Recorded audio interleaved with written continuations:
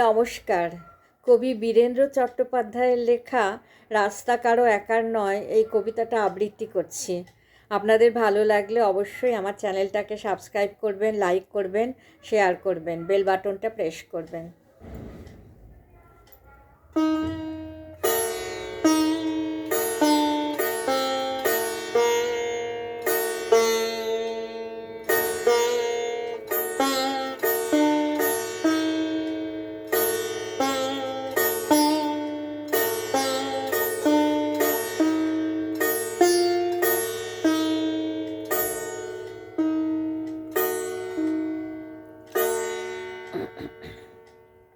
রাস্তা কারো একার নয়।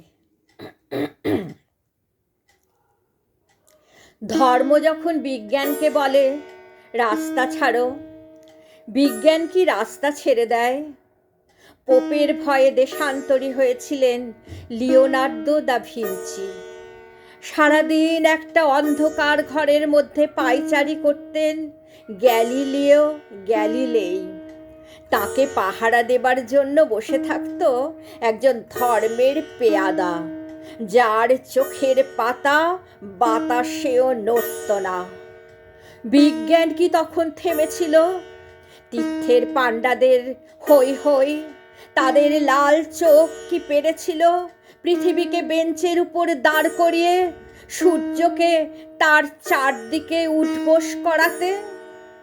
ধর্ম যতদিন দুঃখী মানুষকে বেঁচে থাকার সাহস দেয়, ততদিন রাস্তা নিয়ে কারো সঙ্গে তার ঝগড়া থাকে না। রাস্তা কারো একার নয়, বরং তাকেই একদিন রাস্তা ছাড়তে হয় যার স্পর্ধা আকাশ ছুঁয়ে যায়।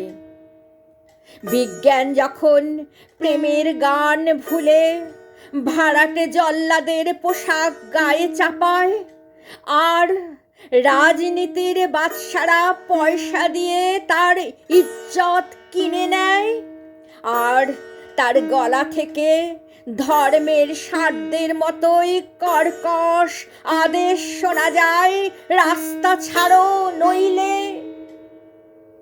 পৃথিবীর কালো সাদা হলুদ মানুষের গান, তাদের স্বপ্ন এক মুহূর্ত সেই চিৎকার শুনে থমকে তাকায়।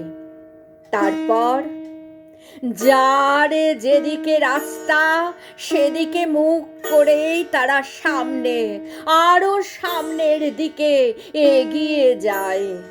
কেউ কাউকে রাস্তা ছেড়ে দেয় না যতদিন এই পৃথিবীতে গান থাকে, গানের মানুষ থাকে, স্বপ্ন থাকে। কেউ কাউকে রাস্তা ছেড়ে দেয় না, কেউ কাউকে রাস্তা ছেড়ে দেয় না।